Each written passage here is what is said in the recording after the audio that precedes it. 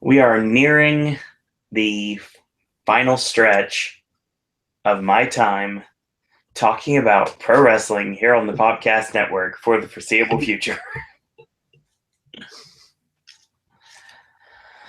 Oh boy.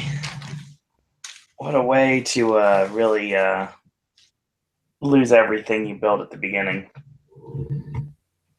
So, welcome to another edition of the WWE Raw Popcast. Welcome Jeremy Mills to chat. As always, he's first one in. Always appreciated. And we're going to talk about Raw. Now, Raw just finished. They were in Kansas City, Missouri tonight. They're in Baltimore next week. Baltimore will definitely have a better crowd than Kansas City had, for sure. There's been a lot of speculation on the internet earlier today. I mean, I didn't really see much, but I know a lot of people were talking about it when I actually went back and looked at it. Because truth be told, I was kind of getting some notes for Wednesday's show about everything, all the colossal happenings of the weekend, which we'll talk about that on Wednesday. But there was a lot of rumors about a Sasha Banks announcement that would happen sometime during the show. And a lot of people were wondering if she was going to have to retire. And what was going to go down with that. Well, we had the answer, but we'll get to that in a little bit. Yes, that's my weird cold open. Welcome to another edition of the WWE Raw Popcast. I am Suro, and joining me is Ashley. Oh, because some came in the mail today. These nuts. Got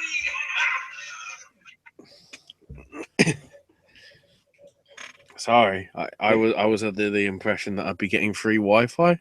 You got the Wi-Fi? Sweet. Yeah. Yeah, we'll have to wait for another night for that one. If I went to the Far East and got a load of Thai brides, would that give me free Wi-Fis? Oh God. Yeah, I buried the jokes. Damn you, doped up Will. And Will and Travis. On the Adderall. Oh shit. Will and Travis. In the Eva Marie crowd. Oh God. Speaking of that, she dyed her hair back. So what? It's kind of like stripes now. It's like red and black mixed. It's really strange. But yeah, that's our show so far, and let's see where we go with this. I think I've decided that this generation of Raw is now going to be the new era as solid wrestling, throwaway segments that I wish would go far, far away and never come back, and squash matches that I wish would go far, far away and never come back. The new era is a hybrid of every era. And not in a good way. We're taking elements from like superstars from like 1986. We're taking matches from the Attitude Era. And we're taking segments from let's think about it. We're taking segments that wouldn't even get passed for a Tyler Perry comedy. Yeah, I don't think Friedberg and Seltzer would make these kind of references. Oh, wait a minute, they probably would. Welcome, Tyler Powell, Ginger Boy Wonder. Welcome, Timbo. Tyler says, hey, we want some Bailey. Hello, little children. Hi, Chef. Anyway. So, first off, we start off the fact that the new Universal Champion has new merch that I cannot buy because the shirt does not officially go on sale on WWE Shop and won't be available for purchase until, ironically, my birthday. Yes. But I can assure you, if you look, I can't remember who the merchant guy was that I contacted at WWE, but I swear I didn't do it on purpose. I will say it right now. I'm literally not crossing my fingers right now, but honest. Wow. Doesn't surprise me. Towards the end of Halloween Horror Nights, you will see that shirt on my person, but it's not going to be until October because I have to wait to get it. Got in contact with my good friend Mark Carano. Oh God, old jokes. Old jokes, Yeah. ladies and gentlemen, old jokes. Yeah, they're better than the old farts. Hell. I'm totally against Vince comedy and WWE programming. Where's Bone Trossel? Bone Trossel's going to be making a return. Where is it? Oh, come on! Even you were basically going. Where's the razor blade? I mean, I got Horror Nights in 9 days. I'm on top of the world. Well, I'm about 99% on top of the world. Hopefully, I'll move on to that 100%. Fingers crossed soon. But the thing is, right now, nothing could. I don't want anything with wrestling like that. I mean, nothing wrestling related is going to cause me to go insane. It's just going to cause me to complain to all of you right now, just like I'm going to. Yeah, but I'm saying if there wasn't, razor blade's probably not going too far, but you probably get on the same meds that Will was on for. I would be the one bringing you Wi-Fi. Yes. I'll swim. I'll swim to the UK to give you Wi-Fi in that situation. And no one can't swim. So that would be really interesting to see how far I got. What about the other 25 letters of the alphabet? What about their phi? They don't matter. Apparently, they don't matter, just like people with intelligence don't matter when it comes to comedy segments on WWE programming. I legitimately hate some of the stuff I saw tonight. Yeah. I'm not lying when I say that, and it's not hyperbole or anything. I legitimately hate some of the stuff. Keep in mind of what's coming up on Thursday, though. Yeah. Thursday's Decay or Delete, which, from what I've seen from the teaser clips, is going to be fucking insane. I'm looking forward to it. Hopefully make up for how shit some of the promos were tonight. And then I'm looking forward to 3 days of TNA tapings in October. Well, not so much.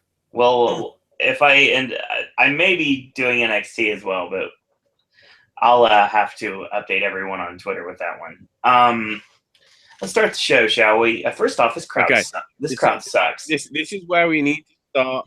This is where we need to start the grand scheme of getting Cody to come in at Bound for Glory, if that's what he's rumored to be doing. Yes. So then we get you taking a Hoodie Man sign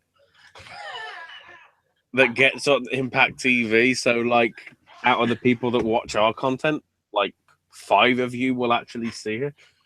And then somehow we'll have legitimized ourselves somehow.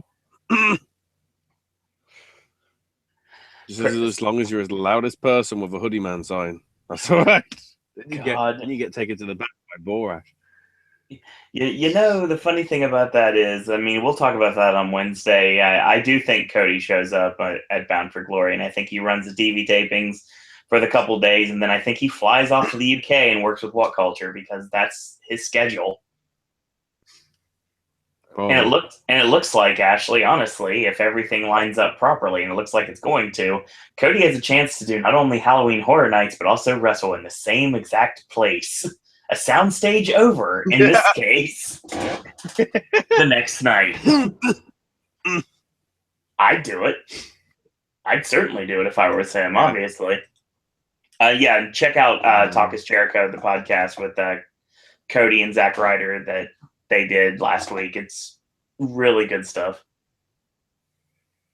I know I'm getting started. Considering that's the same building that gave us Charmel versus Jenna Maraska, I'd probably burn it. No. We need it for Horror Nights sometimes. Not this year, because obviously you can burn it, so then it can refurbish and actually turned into something for Halloween Horror Nights. rather than Impact Wrestling. We shall see. It's a better use of park revenue. Yeah, Jeremy's mentioning the NXT Live event in Toronto on September 22nd has been canceled. Yes, due to something that I called a while back. And it's funny because Will actually got a hold of me Will and Smith got a hold of me immediately and said, "Oh, and you called it." I was like, "I know I did. NXT TakeOver in Canada, just like I said it was going to happen." We'll talk about that on Wednesday. So, how does the show begin, Ashley? I'm trying to work out what that is, because I know on my Canadian feed they were advertising Raw is going to be in Toronto. I don't know if it's the same building as Survivor Series. I have that a couple of stadiums. I have those in my notes for Wednesday. I can't look at it. There you go. Jeremy says Air Canada Center will host TakeOver, and yeah. Oh, so Survivor Series is going to become... Wait, so that's a week before NXT goes to Japan? Uh-huh. And then another thing before Australia and New Zealand. Wow.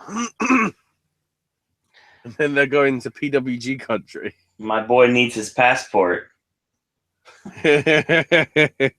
Shout out. How does the show start? So we get a recap of history made last week and how nobody is now bitching about the bell because fuck it, Kevin Owens has finally got it. Exactly, it's exactly right. It's like, who gives how it fucking looks? He's top of the company. This fat fuck that everybody says is fat is at the top of the company. Why the fuck did they get rid of Chris Hero? Oh my god, yeah. Hero's got to be thinking that. Well, we'll talk about Bowler on Wednesday. Yeah, we will. My god. So Stephanie's backstage on the phone saying, "No, Kevin's champ. He wants everything. He wants confetti. He wants balloons. He wants fireworks. He wants the whole work because he's champ." And the thing is, I can't really take it away from him. So then Foley comes in and says, "Look, I've been made a fool of by what Triple H did last week." And Stephanie goes, "Look, I knew nothing about it. I didn't know what he was going to do." And Foley's like, "Hang on. I remember back at King of the Ring 98, after all that massacring happened at the Hell in a Cell match, with that tooth through my lip, I was taken backstage. You know, I walked myself, but obviously people were with him, and taken backstage to be checked on. And while I was passing through the gorilla position, I saw this young girl that flashed a simple, shy little smile at him. And I knew, that girl was a good girl. So what I need now is the truth. I want to make sure that you were not in on this." And she's like, "Look, I can't stress how much I didn't know anything about this. Keep in mind, he made me look bad by doing it. Yeah. We all wanted Seth to be the guy. But he he took the control out of my hands. I'm not happy with it."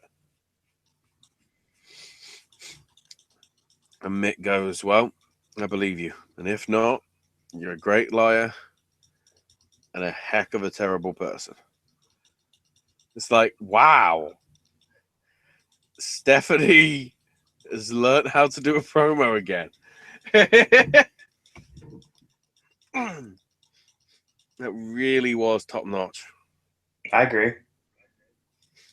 So then, Raw intro. And balloons are raining down from the roof. And Stephanie and Foley are in the ring and introduces Kevin. Kevin comes out in something I never thought I'd see, a suit. Well, a casual suit. He wasn't wearing a proper shirt or anything. Mm-hmm. It's like an unbuttoned shirt, sort of casual jacket, casual trousers. And he gets up, poses on the turnbuckle with the title. And I now understand why there was no pyro for pretty much the entire show. Because they used up all the budget in Kevin's pose. Because it was like, right, what have we got in the pyro truck that we haven't used in a while? Oh, we got flames. We've got like things that fall down from the floor. We got things that shoot up from the floor. Yeah, can we use all of them? Yeah, sure. Have you got the penny for the meter? Yeah. It's like, holy. Considering how loud those actually are, I think there's at least 3 children who are now deaf. Yeah, I'd say probably the whole back row was. Yeah, because that's where it'd resonate the hardest. Pyro's super loud. Especially if you're right by the stage where it's going off. Right.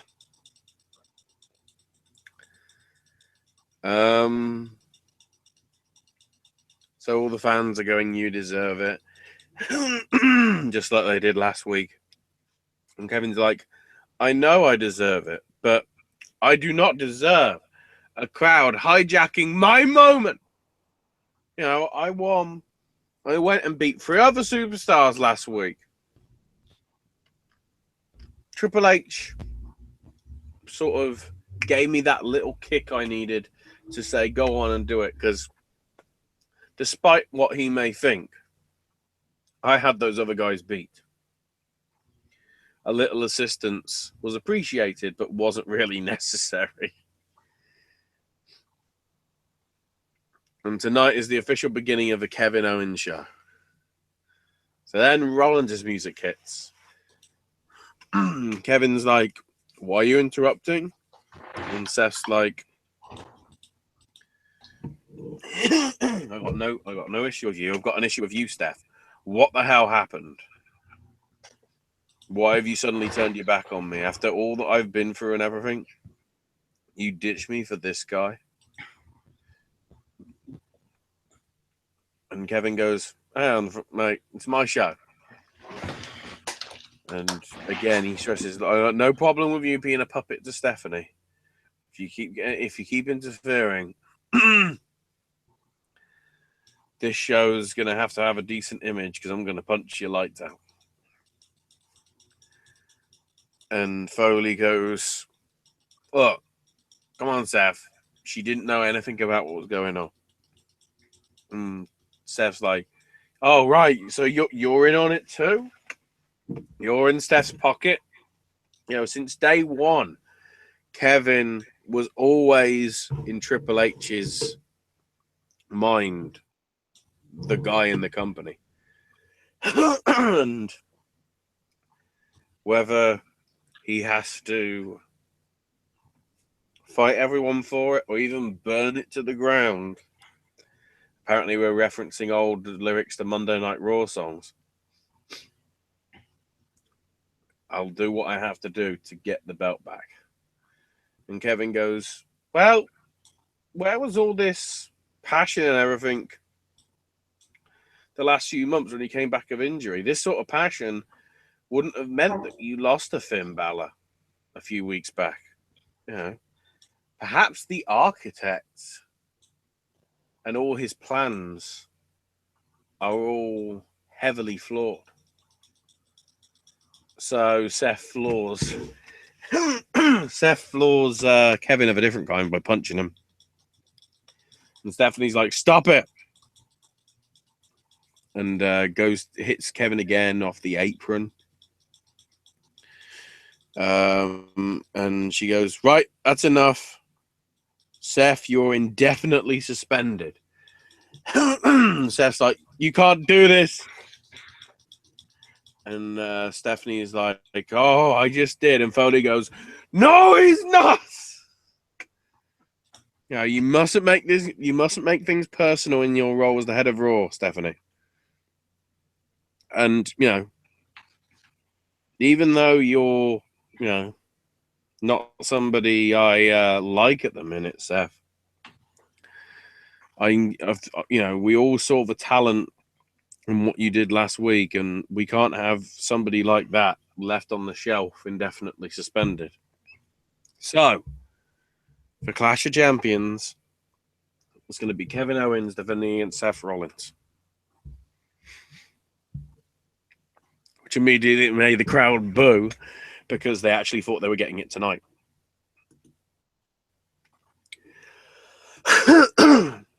Seth heads to the back, pleased with what he's got. From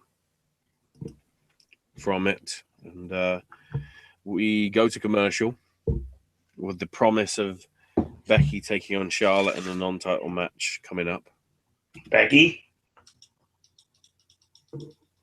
I said Bailey, didn't I? You said Becky. I don't know. I thought I said Bailey. Don't worry. I'm not on the Wi-Fi yet. Good. So Steph and Foley are backstage. Steph isn't happy with Foley usurping her authority.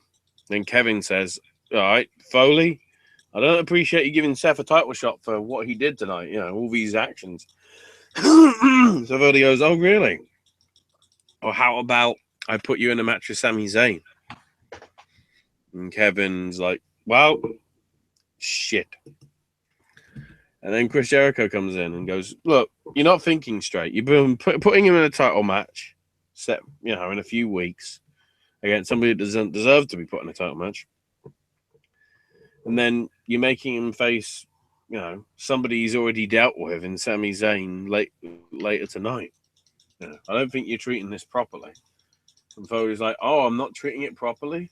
Okay. Tonight, you're facing Seth Rollins. Have a nice day. And Chris is like, come on. This isn't right, Stephanie. And Stephanie's like, he's a Hall of Famer. You better show him respect. Have a nice day.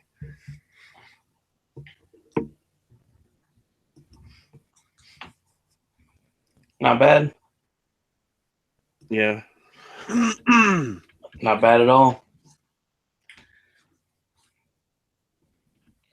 So apparently, during the pre-show, which of course everyone knows I don't watch, Charlotte and Dana were talking to each other, and a clipboard was introduced. I mean, this is sort of weird. Because apparently, Charlotte's giving Dana a clipboard and notes and a pen and whatever to make notes on how to wrestle like a champion. In what's being described by JoJo as an exhibition match. Not a women's match, an exhibition match against Bailey. That makes no sense. I guess because the idea was Dana needs to know how it's done. Which is fucking ironic because it's so true. Yeah, I have a feeling this gimmick is kind of a rib on her, to be honest. Yeah. She doesn't realize it yet. And if she does, man, she's got back. Just like Becky. But we'll get to that. Yeah, on Wednesday. Hang on, I don't mean like Baby got back. I meant, the back issues that she had. I just realized how that could be taken in a completely different sense. Hey, come on, you other brothers can't deny. Oh boy. So yeah, your opening match of Raw is Charlotte versus Becky. What the fuck did we do to deserve this awesome match? I don't know, but Bailey's probably appreciating every time you call her Becky. That's the second time you've done that. Oh, fuck it. I don't even fucking care. It's weird how we get some really good matches on a show that's It averages out as distinctly average, despite the fact we get some awesome matches. That's how disappointing this Raw was. I would say C minus, D plus, honestly, based on just the matches alone. I don't grade this shit. We ain't in school. Vince don't give a shit. Ashley doesn't realize Bailey is not Becky, so we're good. Well, because Vince is involved, we have to give it an F for fuck you. Yeah, pretty much. Anyway, on with the match. So the storyline of the match here was Bailey goes for the drop kick through the bottom of the rope in next to the ring post, and she kind of catches her leg. So the whole time, it's basically worked on. Charlotte works her leg the whole match, uses a half crab and DDTs the leg, and Bailey's trying to fight on one knee basically, and she finally gets her offense with three axe handles. And then she goes for her shoulder tackle and her back roll, which she kind of limps into. She hits that. Dana pulls Charlotte out of the ring, and basically that allows Bailey to collide. And it's interesting because we set up a spot at the end where she knocks her off. Charlotte goes for the O'Connor roll with the tights. Bailey kicks her off. Charlotte hits Dana and walks into the Bailey to belly, and that's the end of that. This match was fine. It was a good way to start the show, honestly. Crowd was into it, at least for a little bit. You got to build this up. You have Bailey win a non-title match against the champion, so obviously you build her up as the next challenger at what's Roadblock October? Hell in a Cell. Oh yeah, okay. Hell in a Cell. Yeah, it's the other paper we're missing. Yeah, Hell in a Cell in October. So yeah, that makes sense. I don't know. I think if you want to do it properly, you have Becky Lynch win the women's title on SmackDown this weekend. Yep. And then say, fuck it, I'm going to Raw.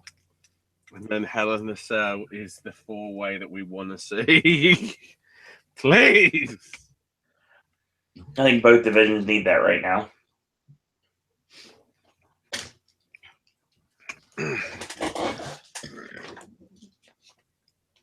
Bailey showing why she is a tremendous babyface. And the selling here, just great. Absolutely wonderful. Building up to the tension between Charlotte and Dana still, even though they didn't go anywhere with it later on in the night. The great thing is, though, Charlotte did fuck up. Yeah. Because at the start, just before the bell rang, I did a close-up on Charlotte. And it was the clearest, I'm smiling, but I'm going to make it look like a grimace. Well, yeah. It was like, fuck yeah, we're getting Bailey. And Charlotte, fuck yeah, we're getting Bailey. That's one way to look at it. And we have a good little video package for Connor's Cure charity thing, highlighting up, trying to think, it's Children's Cancer Awareness Month, I think it is. It's pediatric cancer. And they're using the Connor's Cure thing as part of that. I believe. I think that's how they're working it. And they're selling pins and bandanas on the website right now, and also at live shows. So we then go after commercial to Charlotte and Dana backstage, and Dana's like, "Come on, I just want another chance for redemption with you. Yeah, I didn't mean to screw up." And Charlotte goes, "Okay." Slapped her so hard, I think you heard it in Alaska. Yeah. It's like, boom. Shake, shake the room. All these 90s songs I'm referencing. It's very random, to say the least. And then, fucking hell. I don't have words for this. We're talking about the next match, right? Yeah. Okay. So Bo Dallas comes out. Hang on, let's do it properly.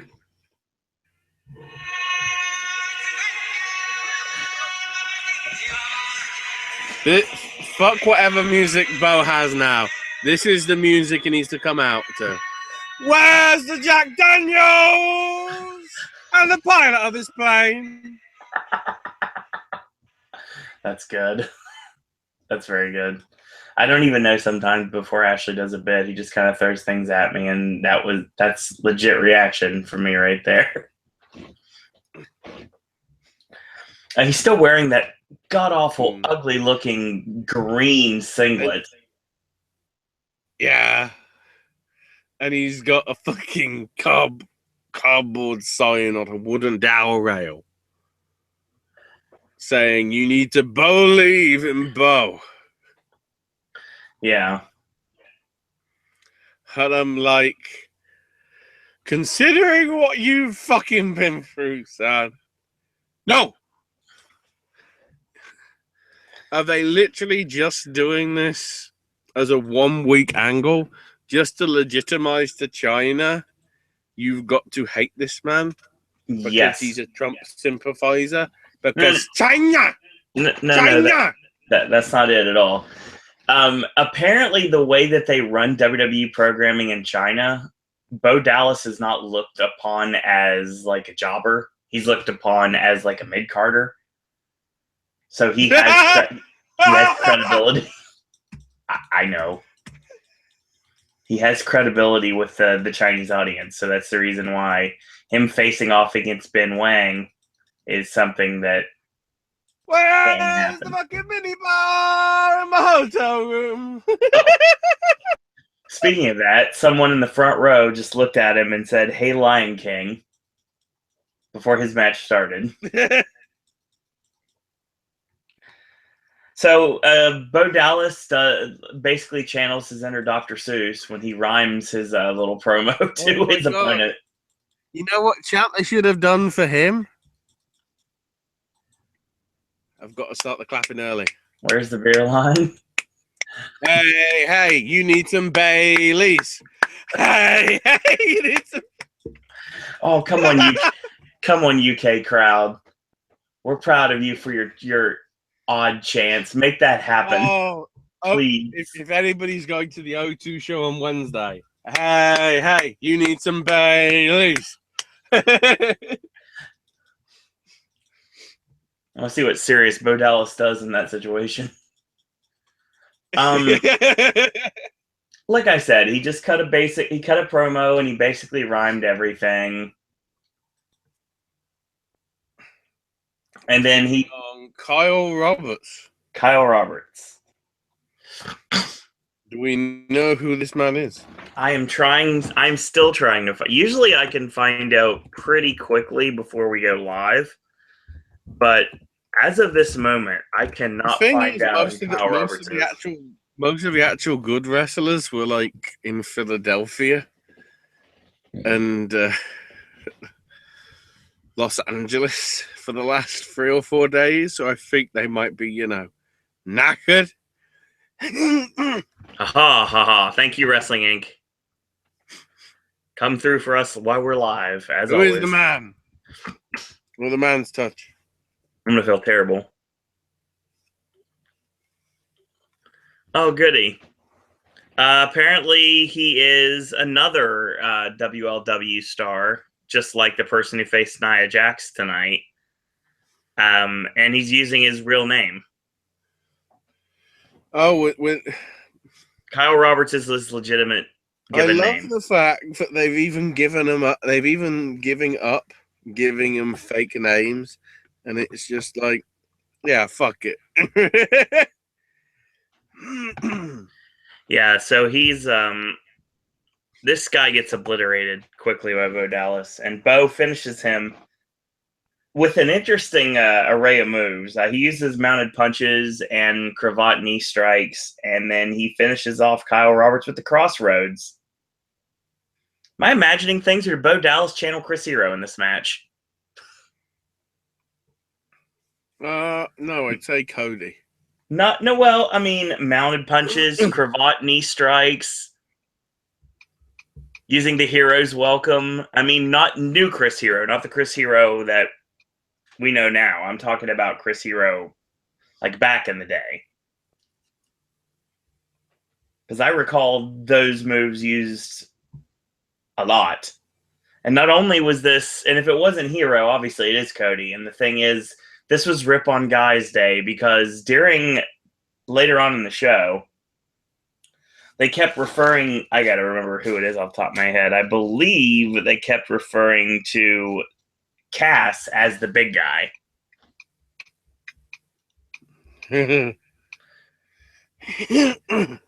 So, yeah, I guess, like I said, I guess Bo Dallas is using Crossroads, and that's how it is. Sure.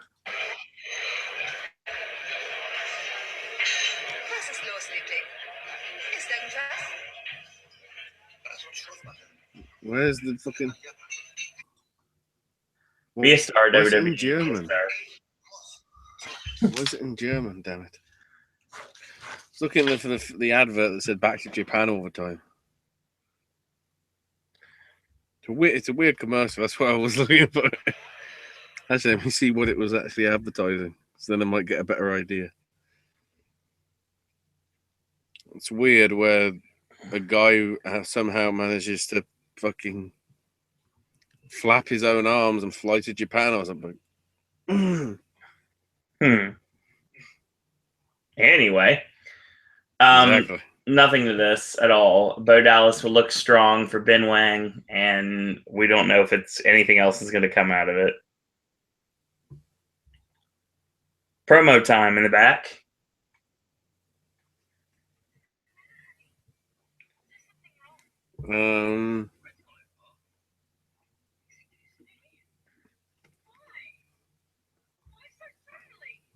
So, managed to find the English version. Yes! So Jericho and Owens backstage basically pumping each other up. They'll deal with all the issues put their way. What? Yes. What did you say? I must go back to Japan. You're not making any sense. I must go back to Japan. What? Back to Japan. Back to Japan. Back to Japan. That's what Nakamura will be doing in a few months.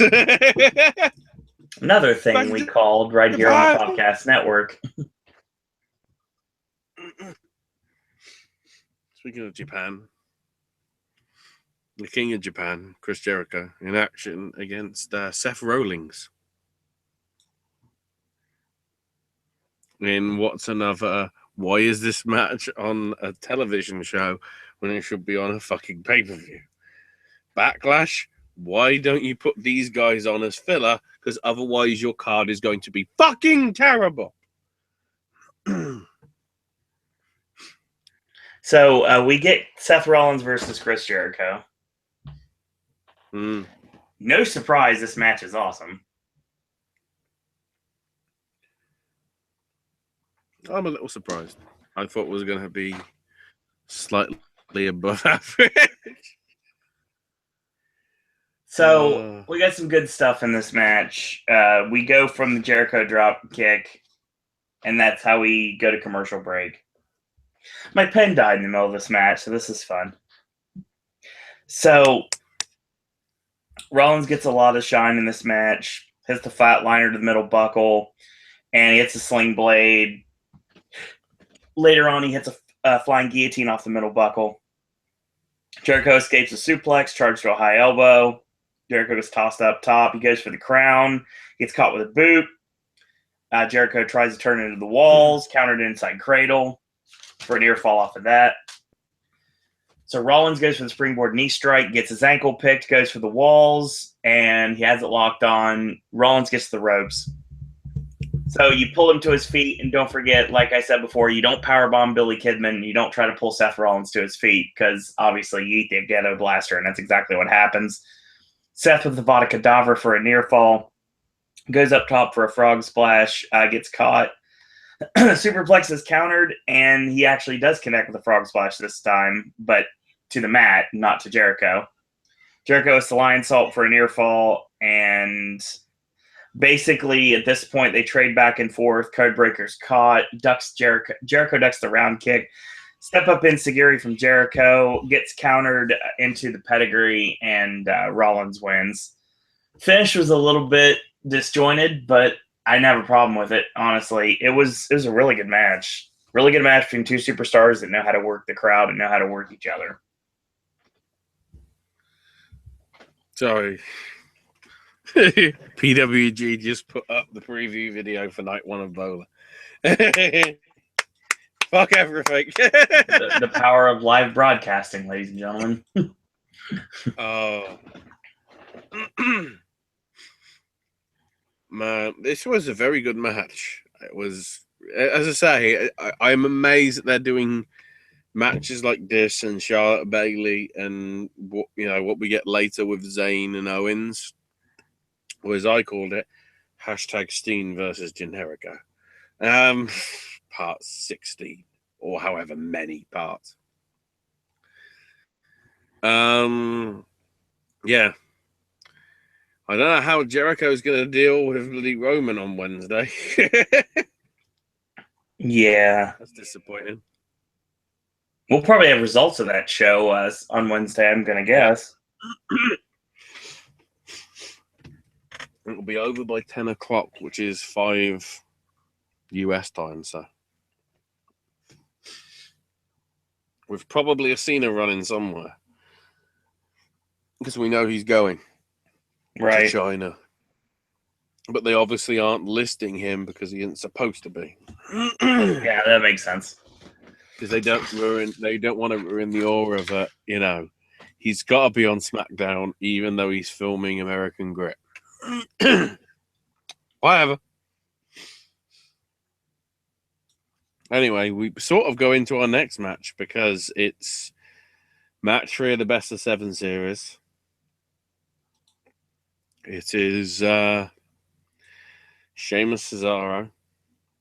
I just love the fact that we all made that joke that it was like the 74th time that they'd faced each other when they had 2 matches in the space of 3 weeks. Right. Well, it's now 3 matches in the space of 4 weeks. And it feels like I want it to be over already. And of course, they've done it the shitty way. As in, we're going to be getting fucking... we're going to be getting a full set of 7 matches. Yeah, because now Cesaro is gonna win 4 straight. In the old school fashion. Well, I would have liked it if they mixed it up. Same. And had it be at this stage 2-1 to Sheamus. Rather than 3-0. Because I think I think when they did the best of 5 with, was it Cena and Booker? Mm-hmm. That was a 2-0 and then went 3-2. Right. And when it was Chris versus Booker. Yes, that went to 7. That went to 7, and that was a 3-0 and went completely the other way round. Right. It doesn't have to be whatever World Series. Was it trying to think. Was it the Boston Red Sox? You wouldn't know because it's sport related. You are correct. People in chat right now. Was it 10 years ago when it was the Boston Red Sox versus the Yankees? And the Yankees were 3-0 up and were going to walk it, and then the Red Sox came back and won it in Game 7. It's something like that. It's that's nice as if it's the great story, but we know what the aftermath's going to be. and that's Cesaro going fucking nowhere. Unless, of course, this results in Survivor Series being Cesaro versus Owens, in which case, where's my fucking passport?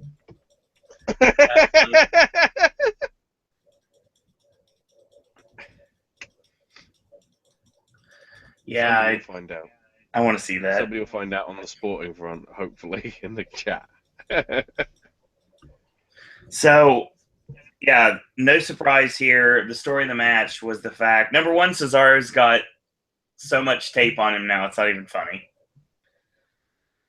The protective tape, not only on his arm now, it's under its back, which looks really awkward, by the way. But at least he matches. And he matches his gear. I think MGM will sue somebody. That entrance. Yeah, but I don't think they're going to pay Cesaro $150 million. No. It's got more personality than Daniel Craig. Anyway. Oh! So, basically, this was a match about Sheamus working the back. And Cesaro was worked on so much that he went for Swiss Death. And when he pops him up, he can't complete the move. And then Sheamus hits the Irish Curse backbreaker 4 times in a row. And then he picks up Cesaro with going for the Celtic Cross. And then he releases it into a backbreaker, but it's not necessarily a regular backbreaker. He kind of drops Cesaro to the side, so the point of his knee goes into the side of his back. So in kayfabe land, that would really, really hurt somebody. And I think that's good attention to detail right there. And as the referee's checking on him, basically when Cesaro stands up, he eats the brogue kick, and Sheamus is now up 3-0. Fuck attention to detail. Gargano got injured 3 weeks before it actually happened. I know, that's brilliant. Absolutely brilliant. That's how you fucking do it, Cesaro. Yes, no one knew at the time, but that's absolute brilliance. I like the story of this match, though, because some would say glorious. Yeah. I like this match. I like the concept of this match because Cesaro started out like a house of fire, and then Sheamus just cut him off and then kept the heat on the whole match, and then he pretty much destroyed him after that. Mm-hmm. I like this because this told a good story. And this was just a hard-hitting wrestling match. I enjoyed it. Yep. Then I didn't enjoy what's next. Oh, shit. Yeah. This is why Owen doesn't cover promos most of the time. Because I have to deal with crap like this.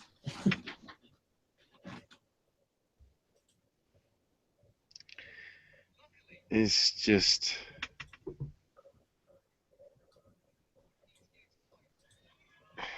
So, let me put the right music on. Ladies and gentlemen, returning after hiatus for no reason, Lin-Manuel Miranda. Am I doing this just because Travis isn't here? Yes. So, the shining stars are in the ring.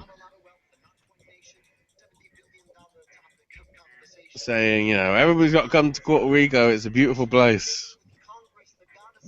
I'll stop the music because I think I made my point over and over again. It's like, so Enzo and Cass come out, and already I'm going, why is this happening? We're down a tag team now because the Dudleys have left the company.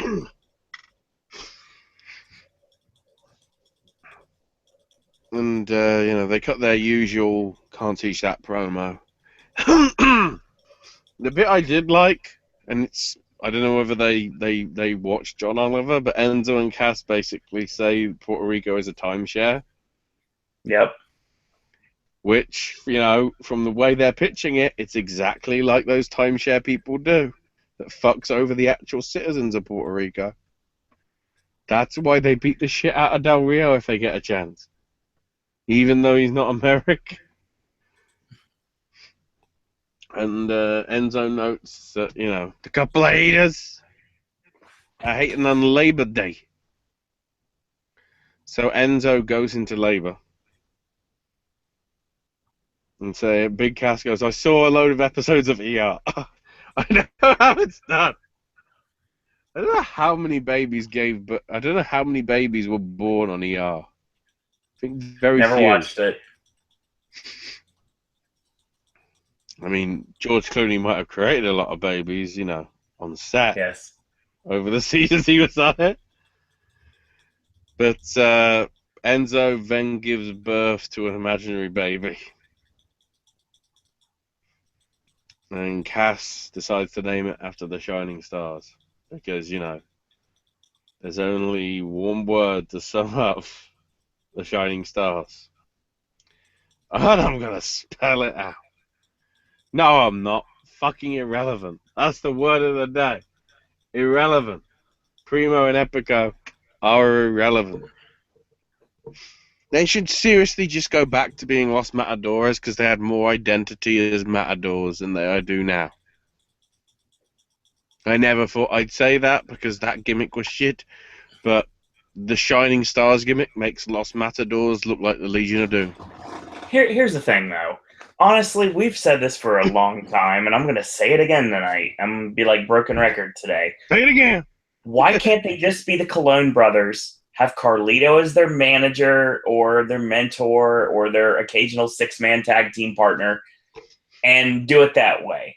We don't need them to be the Shining Stars of the Caribbean. They just need to be the Cologne brothers. Do it that way. It's a lot easier and a lot more marketable. Why don't we just get a trios title on WWE? Oh, I don't want that to happen. Everybody else seems to be doing it. Yeah, I'll talk about that. Actually, I already talked about that on Wednesday, so.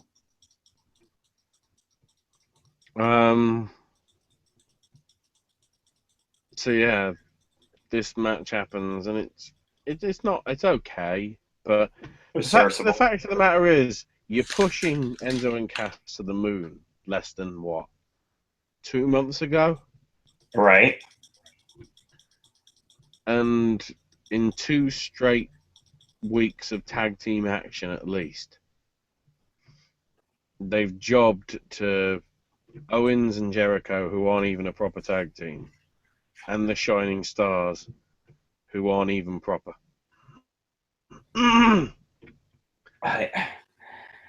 I mean, this match wasn't great either, really.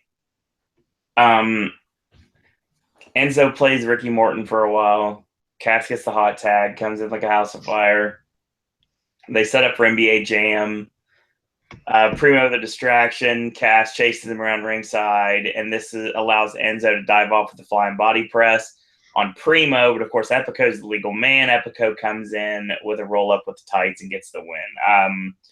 I know what they're trying to do, but it's not gonna work. There's been a lot of damage done to the Shining Stars, a lot of damage done to Primo and Epico throughout time, and they are serviceable workers, but they have a horrible gimmick that I don't know if they can beat the stigmata of. And that's the only thing that worries me. No one takes them seriously. Even if they win, they beat the fan favorite, Enzo and Cass. This is only showing the fact that the Raw Tag Team division is so bare bones right now. What tag team division? There is no tag team division. Seriously, there's no tag team division on Raw. There's 4 teams. And I have to put the Shining Stars in there because I have no other choice. No, I'm just looking at social media because apparently the #1 WWE trend at the minute, apart from Sasha, because, well, we'll get to that, is Bo, and I'm seeing if they keep it up, Bo Dallas will have more credibility than Bray Wyatt. Not after Bray beats Randy Orton on Sunday. This Bo Dallas segment's off the chain. The crowd was so quiet I could hear people buying nachos. Oh God, that's horrible. This guy probably thought, oh boy, my big break on Raw. Sure, I'll be jobbing to Strowman, but hang on. I'm jobbing to Bo Dallas. We'll get to that.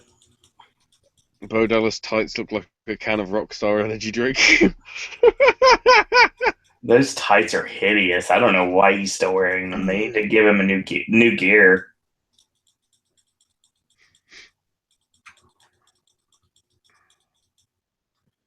Speaking of that, we have a promo in the back. It was a solid show until Bo Dallas came out and slaughtered the momentum the show was building. Bo looks like Chad Gable and Baron Corbin had a child.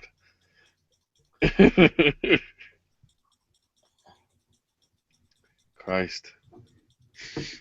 Sami Zayn in the back. Yeah, with Tom. Saying that he can't work out, how the fact that he beat him at Battleground. And he seems to be directionless and going nowhere. And Kevin's become the champ. And Kevin goes, "Oh, how the shoe has turned. I was the one that was trying to catch you when you went into NXT months and months, if not years ahead of me. But this is the race. We knew that the title was the finish line, and I was the guy that got across the finish line first. Yeah, I'm the champ, and you're nothing, Sammy." And Sammy goes, "Don't worry. Somewhere, sometime, I'm going to win that title. And I'm going to do it on my own. I won't need assistance from a buddy like Triple H in order to get my title. Wait until Triple H turns on Owens and gives the title to Zayn, and then there's like..." And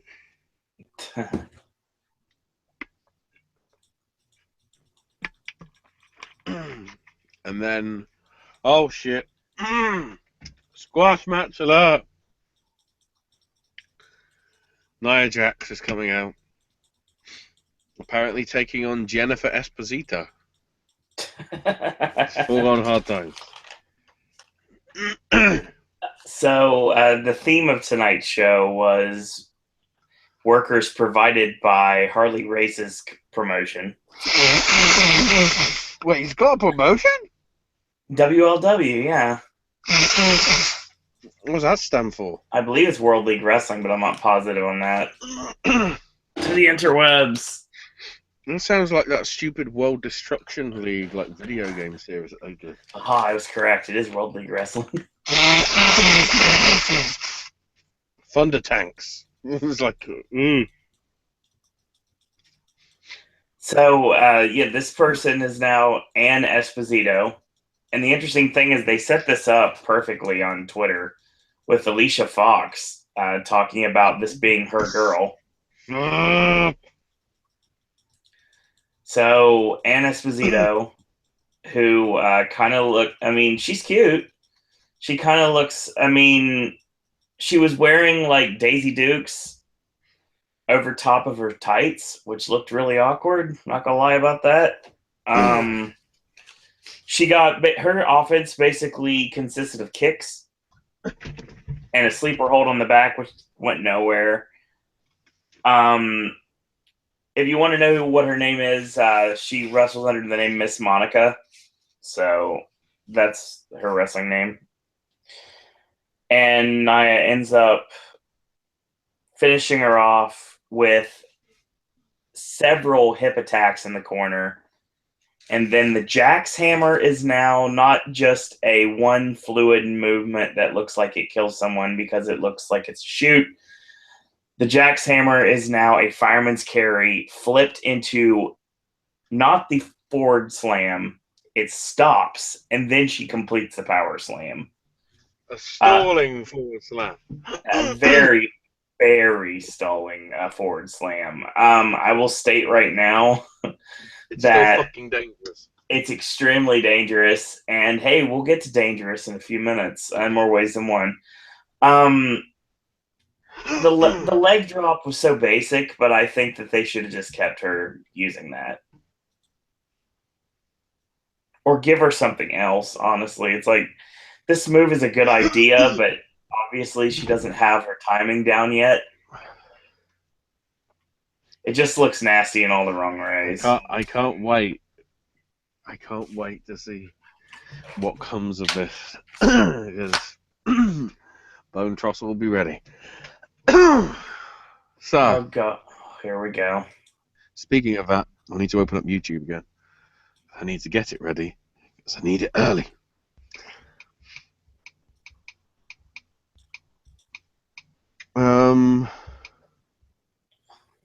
So, I mean, why does it skip to there? Before I even start playing that music, I need to bring up the fact that something that Alvarez tweeted. When people who love the New Day say it's the worst New Day segment ever, that's saying something. Agreed. Ladies and gentlemen, Papyrus is back. Oh god. So coming next is the club and the old farts. I hate this gimmick so much.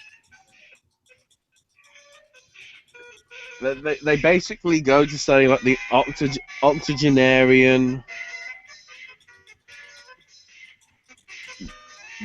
something, and like Carl Anderson goes, let's just call it as it is, the old fart.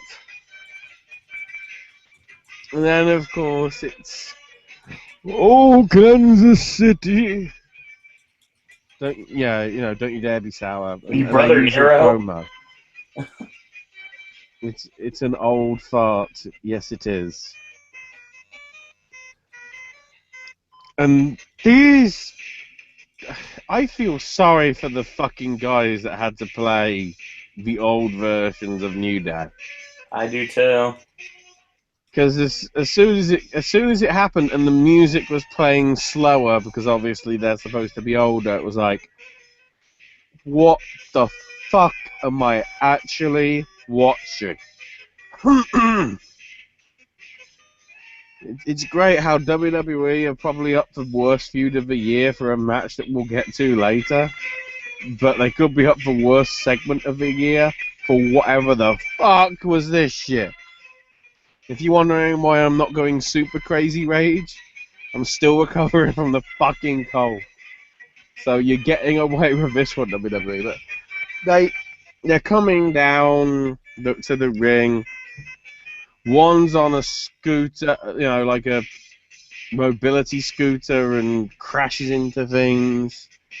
One's on a Zimmer frame thing. One's on like a stick with like 4 legs on and shit. And Anderson and Gallows help them into the ring and talk to them, or try to talk to them, or whatever, because they're supposed to be old and senile and can't hear and whatever. And when they try and do the WWE Tag Team Champs dance, 2 of them, I think, break their hips, supposedly. This, I mean, let's be, and this is where the rage is starting to build, I've just noticed. This is fucking Vince. Vince thinks that, oh, this is funny. You senile old cunt. It's not funny. Even Ray Charles, Stevie Wonder, and some other blind person knows how fucking terrible this gimmick is. It's a shame I couldn't think of a third blind person.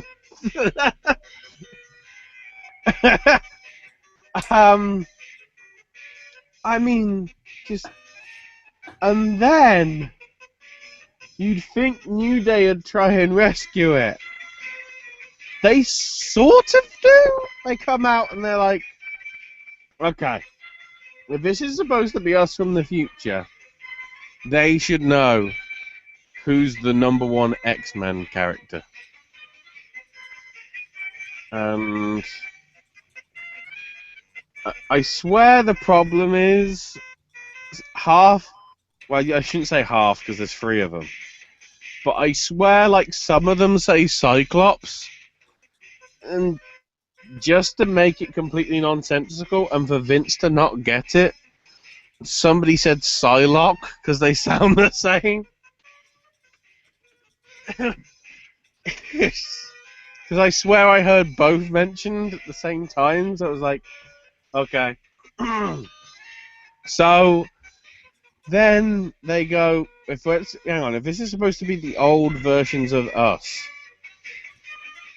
we shouldn't really be in the same place as them, because, through time travel thing and stuff, surely the whole WWE universe would collapse in on itself. And I'm going, fucking touch! End this shit now! I want it done! Fuck it! Fuck it all! And then, of course, as well, we have to go, we're stealing a line from fucking Sausage Party. I know that without even having watched it, because I saw or heard the one clip that can legally be broadcast on British TV and radio, because they can get away with saying just the tips at any time of the day, because it meant that they were touching fingertips. Even though they obviously meant dicks! So they say, okay, we shouldn't touch the old guys. Perhaps we should just attack the bald guys instead. So they go after them. Gallows and Anderson flee. And New Day dance. The old farts dance. And Big E from the New Day is like, can we just beat the fuck out of these people? And New Day are like, yeah, fuck it. And old Big E gets was it a scoop slam or something?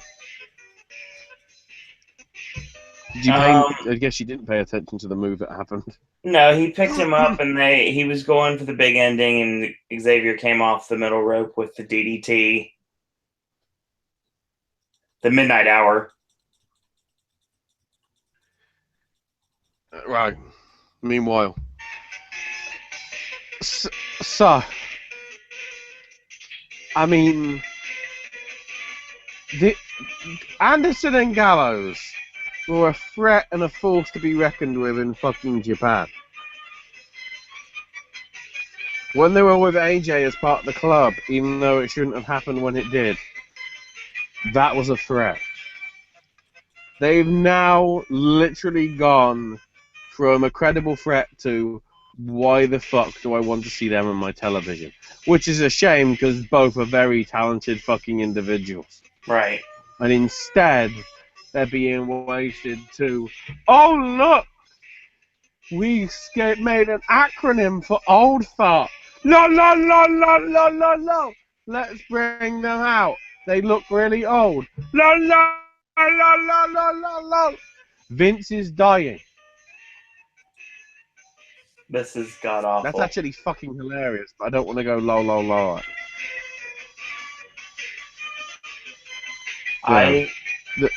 The sooner Vince is out of this company and, knows, I think even Triple H should go, this isn't fucking funny, Vince, but he just doesn't have the balls / grapefruit / whatever the fuck we call them now. Pickled eggs in jars, if we're going by that stupid fucking angle that they did going up to SummerSlam. Mm. I mean, it's seriously a case of, just because of Vince's meddling, New Day is now not even a credible threat anymore. It's true now. WWE does not give a fuck about their tag team division. Then again, I don't think they ever fucking did. I mean, it says a lot that, the one tag team feud that you should care about is in TNA, and that's not more. It's gearing into sort of light entertainment. So after 8.5 minutes, so it wasn't an angry rant as much, it was just prolonged. I've got one. Bloody hell. What? See, okay. Hang on, I've got to play this for you. No. I don't need the music. You're good. That's more your gimmick than mine. Okay, here's the thing. I like the New Day. I do. I liked the New Day before it was cool to like the New Day. I watch Up, Down, Down. I'm very excited that all three men are finally getting a justified push in the company. But there's a point where it becomes too much. And we've reached it. I'm about done with Enzo and Cass too. I get it's not. I'm not the target demographic that they are promoting towards with a segment like this. This segment made me hate life. I don't know why I had to watch it. I'd rather have been watching like the best of the Gambler on WCW Saturday Night than watching this. What you're trying to say is Vince McMahon is just like what the Filipino president says about Obama. Vince is a son of a whore. I hate this segment. There's nothing that could have saved this segment at all. It was dead in the water from the beginning. Like Ashley, you said, they took somebody with a credible threat like Gallows and Anderson, and now they're a joke. And I didn't even want to talk about this on Wednesday, so I'll bring it up now. Hearing what I keep hearing about Vince wanting to bring the Cruiserweight division to SmackDown too, so the titles can be even, I hate this idea. The brand split so far has been a waste. Not like I'm really surprised because I didn't think it was going to be good anyway. But right now, like the tag team division should have been on one show. You do not have enough tag teams. Segments like this are proof you don't have enough tag teams. Why can't we have like they don't like each other, let's fight. They have championships, we don't, let's fight.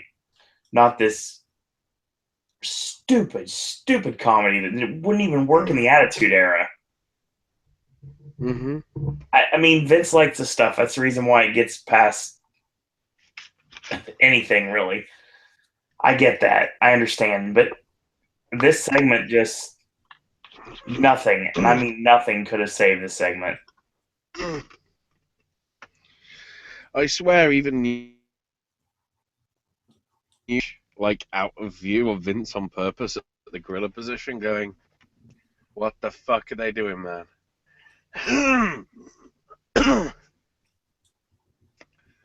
I cannot wait until all three or one of those three has left the company and we get the shoot interview. Because that has to be asked about.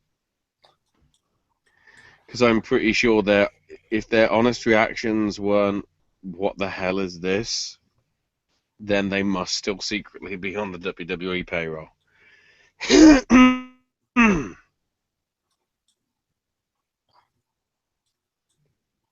Yeah. Dear God. And it just keeps on rolling. Yeah. Hour 3. Oh my The God. bitter pill. With the taste of elderberries right at the end. Just take a nap and just wake up when you hear Sami Zayn's music. You'll be a lot happier. So, Darren Young is making his way out with Bob Backlund. Because this is still a thing for some stupid reason. We recapped Titus attacking them both last week. Titus is on commentary as Darren is taking on Jinder Mahal. Because apparently the feud needs to fucking continue. Said nobody ever. I don't know why this is continuing. For guys that were a decent tag team, they have no chemistry in the ring against each other at all. None. I mean, that's just the break sometimes. Even if you're a good, successful tag team, your wrestling matches against the other one is not necessarily always going to be grand slams. So we get Darren Young and Jinder Mahal. There's nothing to this match. I mean, nothing. Titus runs out at one point for a quick distraction, which pretty much leads to nothing because Jinder rolls him up and Darren ends up hitting an awkward-looking gut check for the 3 count. I don't know why this match happened. I don't know why this match is still going on. I don't know why this feud is still going on. After this is over, like you said, I think this is probably the worst feud of the year. To quote Monsieur Luger, "Oh no!" It's the worst feud of the year easily. So Titus goes after Backlund. Darren stops it. They fight, and that's it. Nothing to this at all. I don't know why this must continue. Please, let's do a Loser Leaves Town match or something. Like, split them up. Like, send Titus to SmackDown. No, let's do after the match, both leave town. Oh, God. I like both guys though. It's just don't put them against each other because their chemistry is horrible. Well, again, could have happened with the Miz. But brand split happened and fucked everything up. Then again, you wouldn't have had Miz do that promo. Which is going absolutely nowhere now. Exactly. That's the irony there. It went everywhere, and now just dies a grand old death. I hate this company sometimes. If it wasn't for certain things and certain individuals, I probably would have stopped watching years ago. Speaking of hating this company, yes, Nia's backstage, and Alicia Fox comes in, not happy with what happened to her friend, because she's honestly her friend, even though she's never mentioned it ever. And Nia goes, "This is real life. This isn't reality TV like Total Divas." And I guess, even though she can't get JBL's hat, crazy Alicia's back. Yeah, I can't get Summer Rae on television ever, and I have Alicia Fox back on television, somebody that I never wanted back on TV in the first place. Hang on, is this where I need to find Superstar spoilers?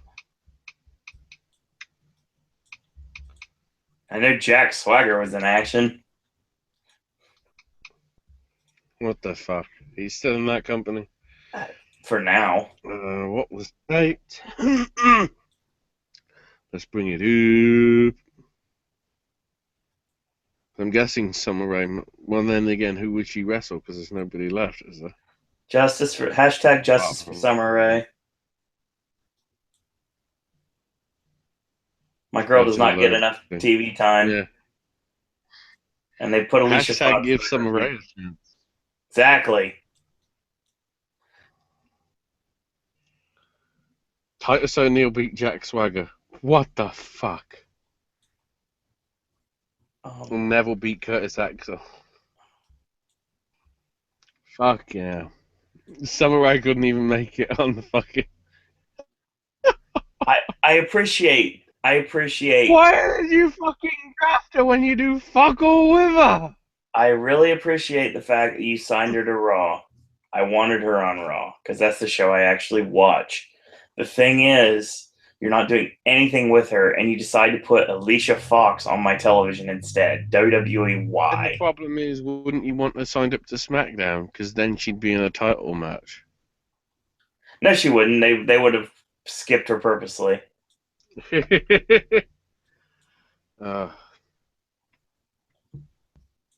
here on the network love you, Danielle, and we would like to see you get some sort of justice in WWE. I enjoy the Snapchats. I really do. They're entertaining. I enjoy the Instagram. That's great. I'd like to see you actually wrestle. That would be nice. Let her valet somebody. I don't care. Just something. Give her something to do.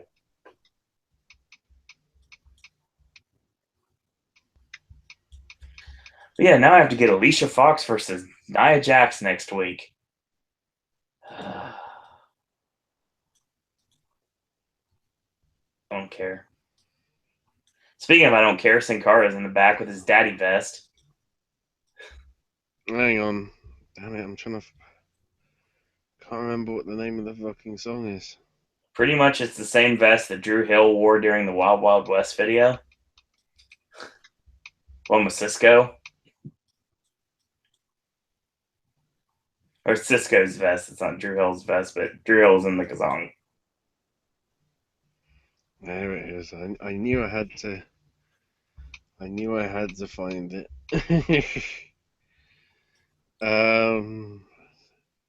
Which means I need to bookmark it as well. It's a great conversation we should not be having live. Oh no, we should.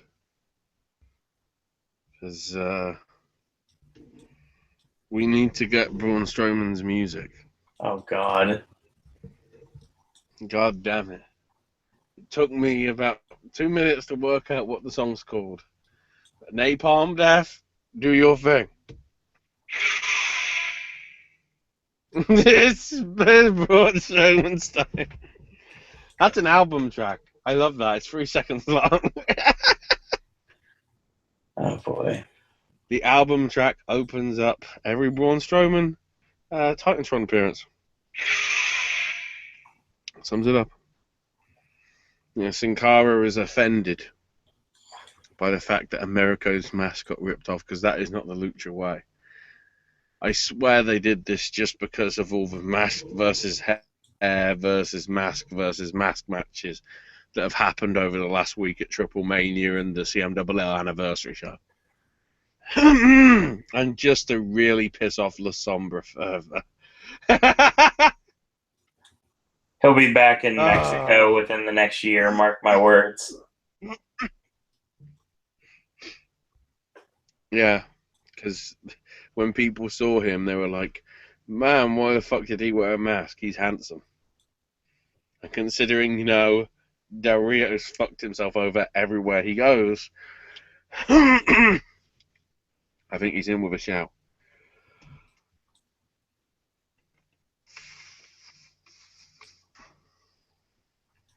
So Braun's of the match.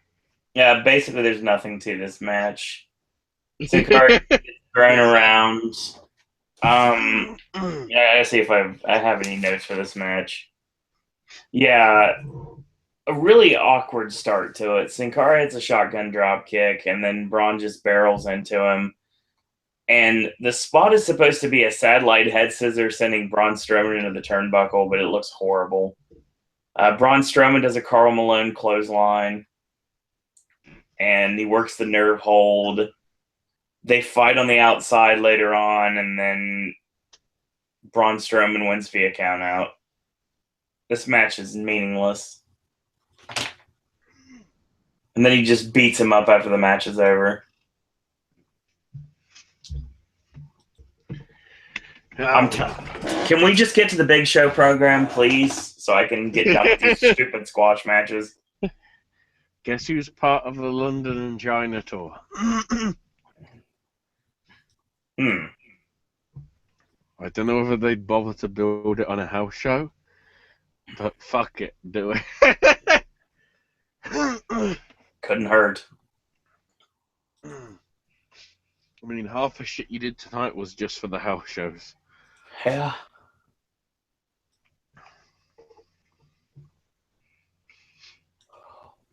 Next. So then it turned finally for the final hour. So they recap, Sasha's match at SummerSlam. And Sasha's in the ring and says, people have always looked for the women's revolution in wrestling. It started off with people like Moolah, Mae Young, and she didn't mention Wendy Richter, but let's be honest, that was sort of the era. Even though that was Moolah more in her later years, either way. Then transitioning into the Alundra Blazes and the Luna Vachons and the name that we can't mention because she keeps doing pornos. And then into Trish and Lita and Mickey James and Victoria, and I'm adding all these names in, but fuck it. And then the next evolution came with the NXT girls coming in. Notice no diva. The diva name was never dropped once in this promo. Yeah, I think she was thinking over it, saying, you know, how we became women superstars. We're on an equal level. But this evolution wasn't, you know, what was it? No more bra and panties matches, of which I swear about 10% of the crowd booed, and I was like, you dumb.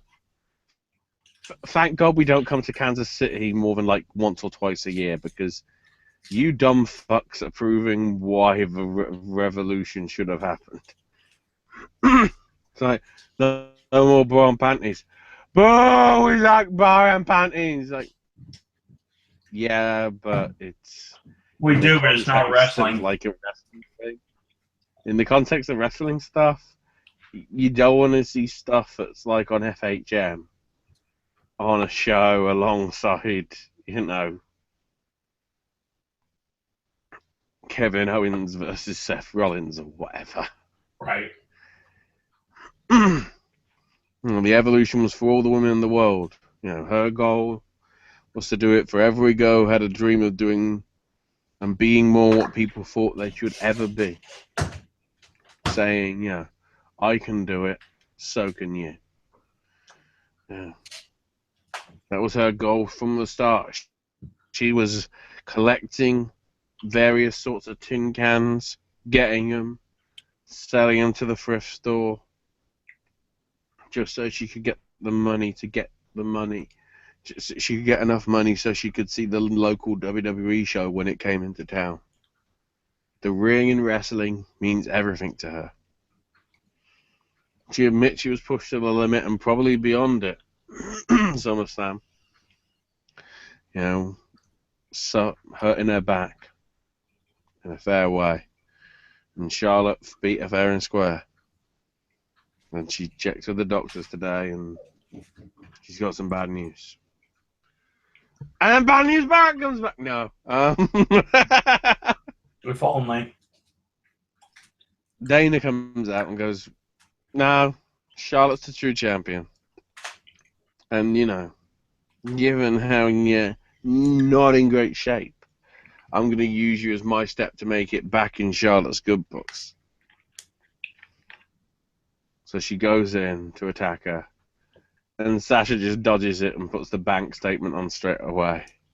And goes, sorry, but the bad news wasn't for everybody. It was just for Charlotte. Because I'm getting my title back at Clash of Champions.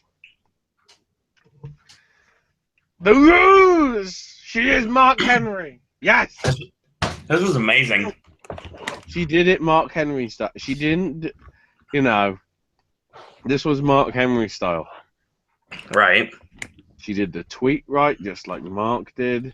She did the promo right, just like Mark did. And she did the payoff right, just like Mark did. And literally, Mark went heel, beating the shit out of Cena. Right. So it's sort of different in terms of one's face, one's heel. But it was the... I seriously was thinking it was going to be sort of like a Finn Balor, I'm out for a while.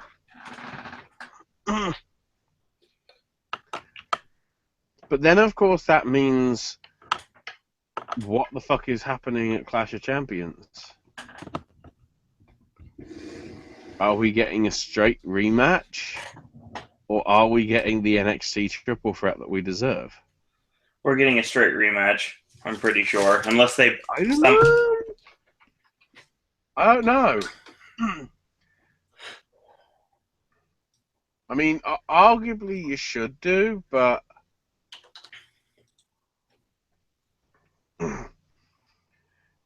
if Sasha wins, what the fuck was the point of SummerSlam? Which will make that pay-per-view even less important.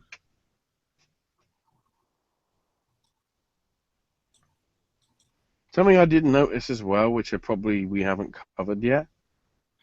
They're actually now doing 5 co-branded pay-per-views a year. God. So it's the big 4 plus Money in the Bank. Money in the Bank will be a Raw and SmackDown show every year. And then the rest of the months will get split. Does that mean we're gonna have? I guess that's why we get the 9. That's where we get the 19 from. Because you get the other 7 SmackDown and Raw exclusive pay-per-views, depending how you look at it, on the other 7 months of a year. Fuck. I've just realised that as well. That means probably that either Raw or SmackDown's going to be in a pay-per-view situation 2 weeks after WrestleMania. Probably. That ain't gonna go well, is it? It don't make sense. It's oversaturation. We just had the biggest show of the year. Here's another one. It's oversaturation. That's the problem. Yeah. And this is the other thing we might as well bring up here because we're getting into the main event. The amount of adverts that were on this show for SmackDown or Backlash, which is the SmackDown pay-per-view, when they were establishing from the fucking start that they want to make this brand rivalry. Why the fuck do they keep advertising the opposition on each other's shows?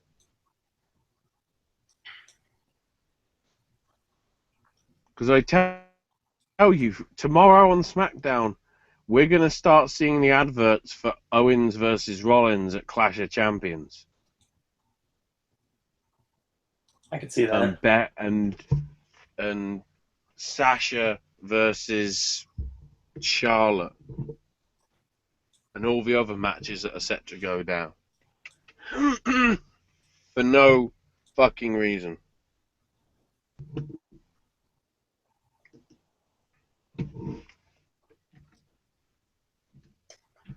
Anyway, let's talk about positive stuff. Oh boy. Main event time. Main event time. El Generico takes on Kevin Steen. Hell, I swear they just did this because Bola was this weekend. That's a good possibility. Just for that. So, I really enjoyed this match. You shouldn't be surprised if you are. If you are surprised, you probably haven't been listening for a while. This might be your first time. This match, solid way to end the show. It's this, along with the Sasha promo, kind of saved the third hour. Mm-hmm.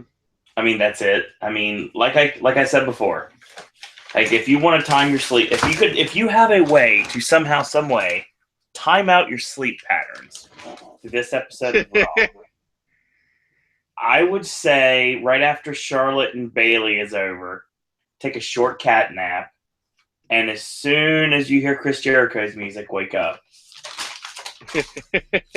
And right after Sheamus beats Cesaro, I take your long sleep until you hear Sasha Banks' music play.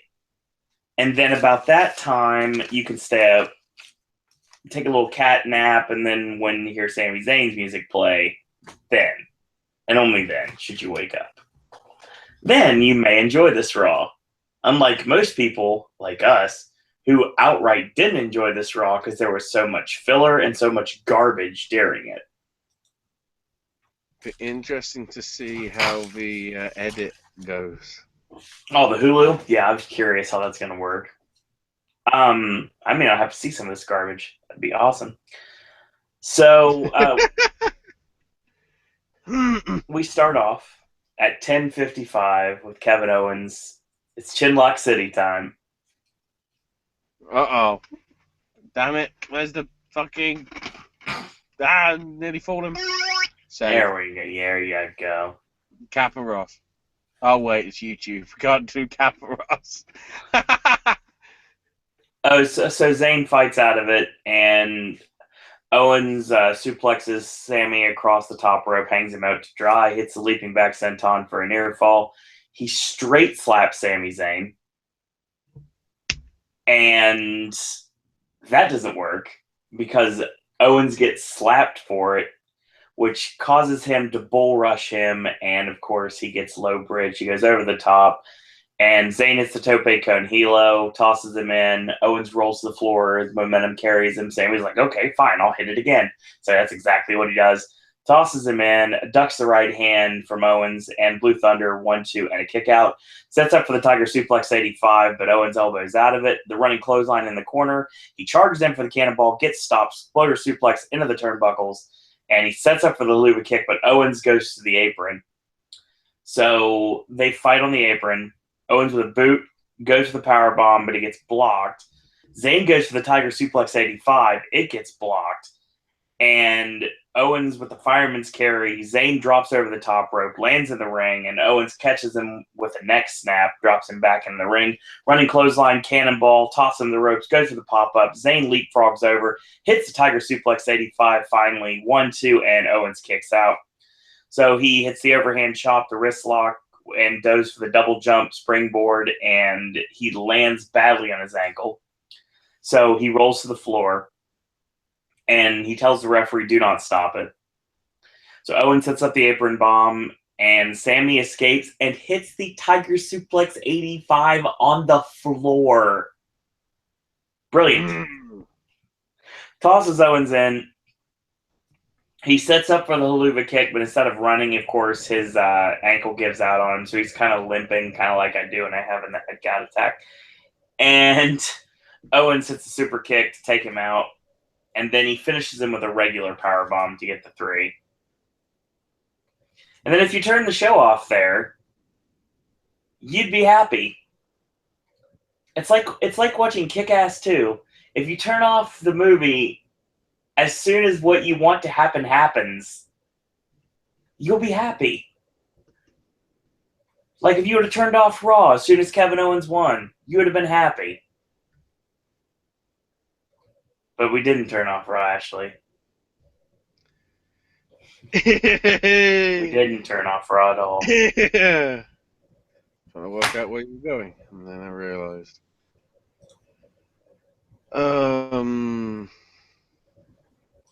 At least I think I realized. I'm trying to remember. Oh yeah.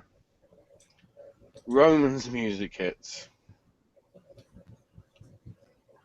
And Roman makes his way down to the ring. And everyone's sort of going, okay, why are you here? And I guess the reason isn't explained because nobody has a clue.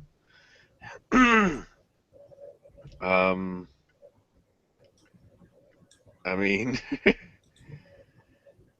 he shows up basically sort of confronting Kevin as if, you know, he wants a shot at the title, even though we've established what's already happened. So Kevin sort of runs away. Chris then joins him, as if they've got the man advantage sort of stuff. and Foley's music hits and goes, "Oh, I know that you want a shot, Roman, because of what happened. So, on next week's Raw, it's going to be you versus Kevin Owens, one-on-one. And Roman, if you win, the WWE Universal title match at Clash of Champions will no longer be a one-on-one affair. It will be a triple threat match." Yikes.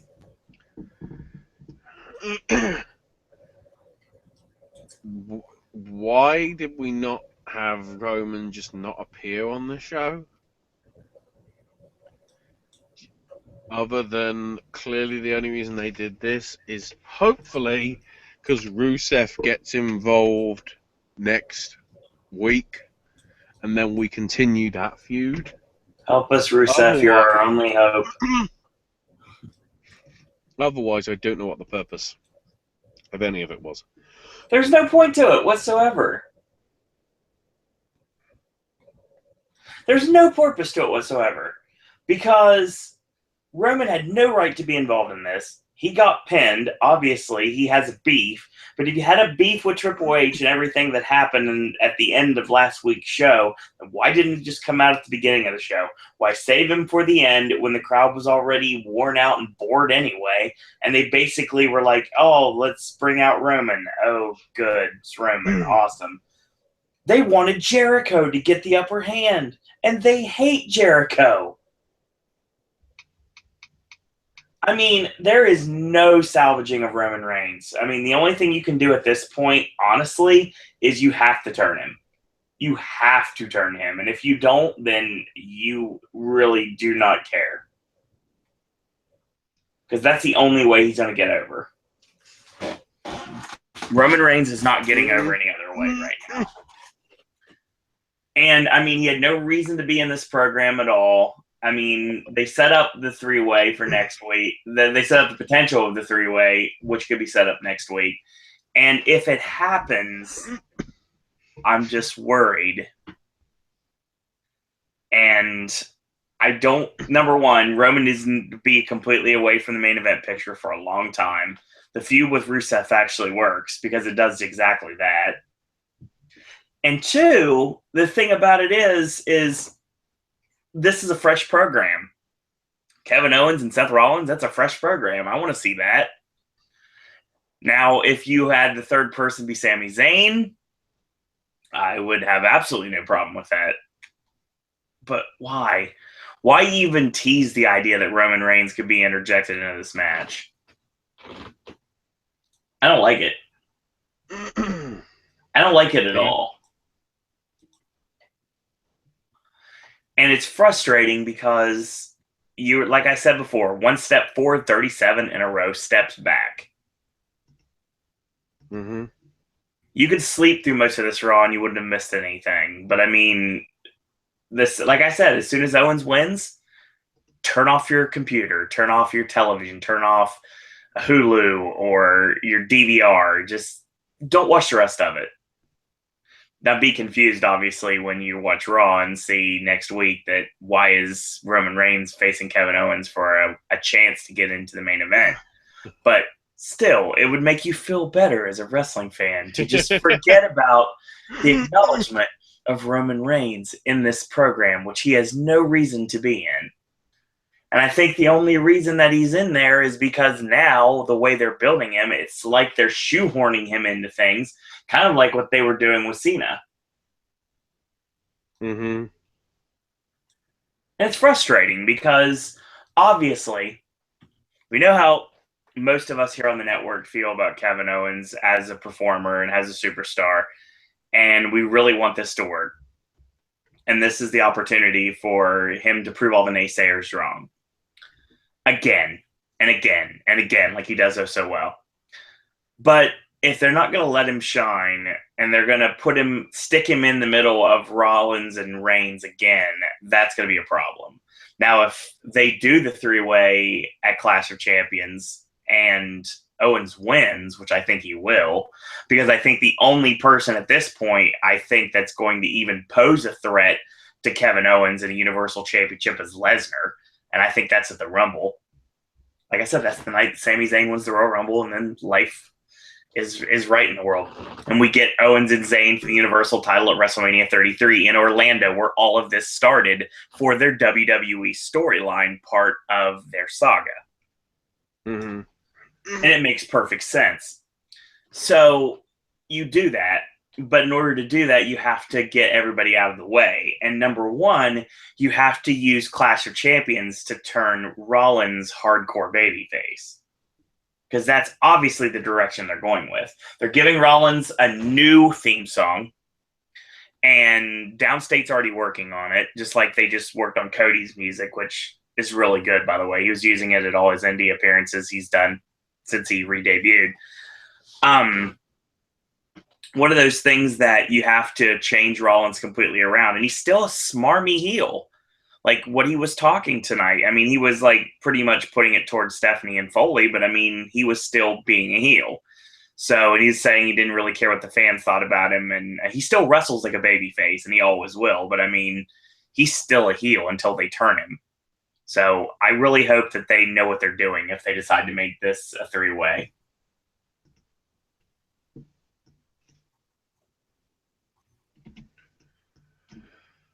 I mean, we'll see where it goes. Sadly, I can't get my hopes up. Yeah, I can't either at this point. I mean, I'm very happy they finally pulled the trigger and gave Kevin Owens the title. I mean, he definitely deserves it. And I really hope that, number one, tonight showed that he's the main event of the show.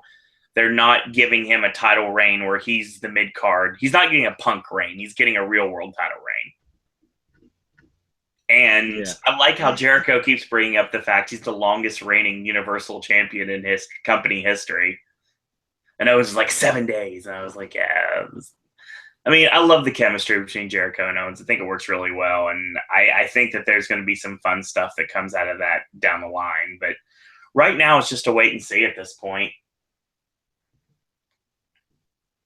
Mm-hmm. Yeah. That's the situation we's be in. It's not even terminology or phrase, but I think that's the show, honestly. Yeah, pretty much. Not much you can really say about it. Like, pretty much hands down, the internet have been giving the show a thumbs down. Then again, it's the internet, so they're really hard to please anyway. Tay Internet knows what Tay's talking about. That, again, does not make any sense. But, again, fuck it. Now, we had a short show tonight, but there really wasn't much to talk about. Obviously, with Travis and Will being gone, I mean, it's just kind of like, this is what happened. Okay. And yeah, the Mean Gene approach. Yeah, exactly.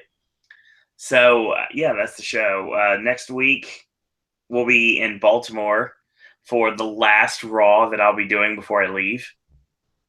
It's weird because you want to see the fallout from Backlash, but you can't because it's not a pay-per-view for Raw. It's a pay-per-view for SmackDown. Mm-hmm. Perfect sense. I don't want to cover Backlash Sunday. I really don't. Travis is the one who covers SmackDown here on the network. And, I mean, you help as well, Ashley, honestly. But, I mean, I don't care. I legitimately don't care. I don't care about SmackDown. Okay. They're doing some decent things with their women's division. AJ could possibly become a world champion again. But that's it. That's all I have to say about that. Damn it! Oh, I did not do that on purpose. Fucking I used my own outro. I think that's the end of the show.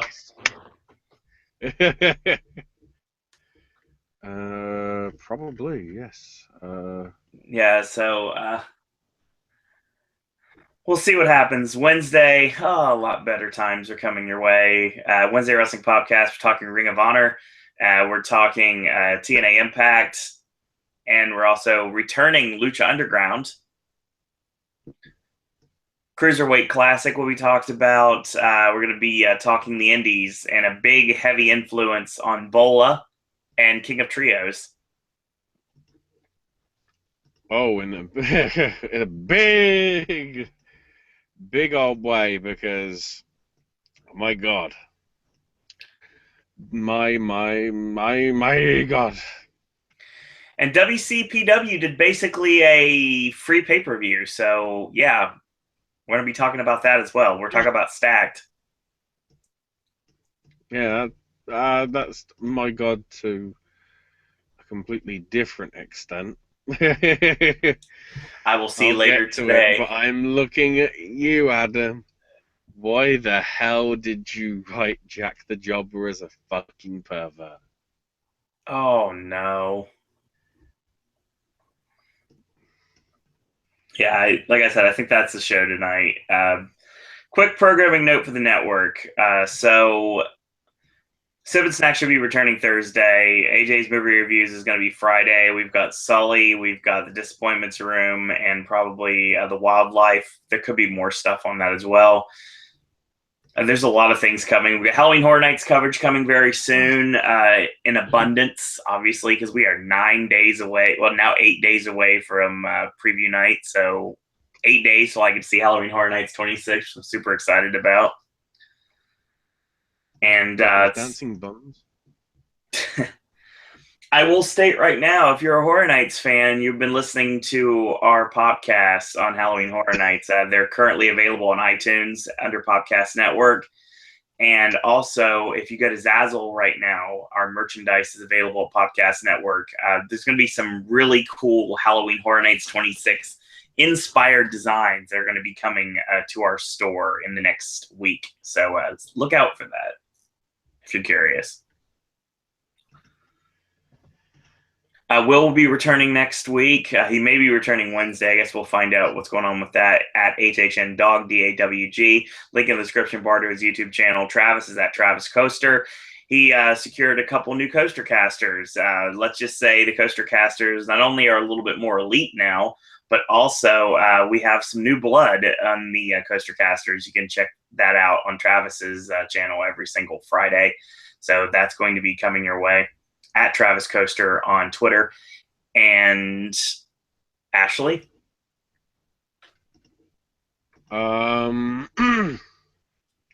Shit, I forgot my line. Follow me on Twitter, Ashes My Name UK. Check out my podcast work over at snsradionetwork.com, along with a whole host of other shows got put up there as well. Game with Ash. Talked a bit about some of the stuff I picked up at Insomnia last week, as well as what's coming on Wednesday with the big Apple and Sony press conferences unveiling their new hardware, probably. Even though we don't officially know what any of that is just yet. And I think, off the top of my head, I think that's all for me, but it won't be all for me because via the power of Dropbox, Yes. your regularly scheduled programming will be coming. Plus, you never know, there may be some other editions of a eating and drinking variety. Ashley also very soon will be doing a weekly wrestling wrap-up here on the network while I'm gone, covering everything we normally cover on Monday and Wednesday, kind of like rolled up into a ball and given to everyone. We're still up in the air on whether we can be bothered for Backlash on Sunday. Yeah, we'll see what's going on with Backlash. I guess Depends on it. SmackDown, it depends on your build-up tomorrow. If it's interesting, we'll probably do it on Sunday. If not, that gives me more time to watch fucking movies. I've got to catch up on this shit, motherfuckers. Man, I'm leaving in 8 days for a long time. So, yeah, I kind of need some time to catch up myself. Indeed. But that's the show. Follow me on Twitter at Siro and Disney. Follow the network at Popcast Network. Check out our Facebook fan page at Popcast Network. And if you want to, we're talking about Horror Nights. If you want to RSVP for any of our 8 Popcast Network Halloween Horror Nights 26 meetups, like I said, check out the RSVP links on their actual event pages on the Facebook page. So, yeah. Shout out to Acer as always. Acer 5000 on YouTube at Acer1337. Yes, in a row. He is the person that knows all the podcasts you should listen to, Wrestling Under Otherwise. Shout out to Jeremy Mills and Timbo and Tyler Powell, Ginger Boy Wonder. Not a very lively chat tonight, but that's okay. It wasn't a very lively Raw, so I guess I understand that completely. We'll see what's going on Wednesday. And as always, in a world where there are a billion wrestling podcasts, we're very pleased that once more tonight you have chosen a podcast. I want to thank everyone for listening. Thanks, everyone, for tuning in. And until tomorrow, boys and girls, that's all we got to say about that. Kick it! Bang, bang, bang, bang, bang. You gotta fight for your right to get balloons in the whole fucking stadium. Yeah.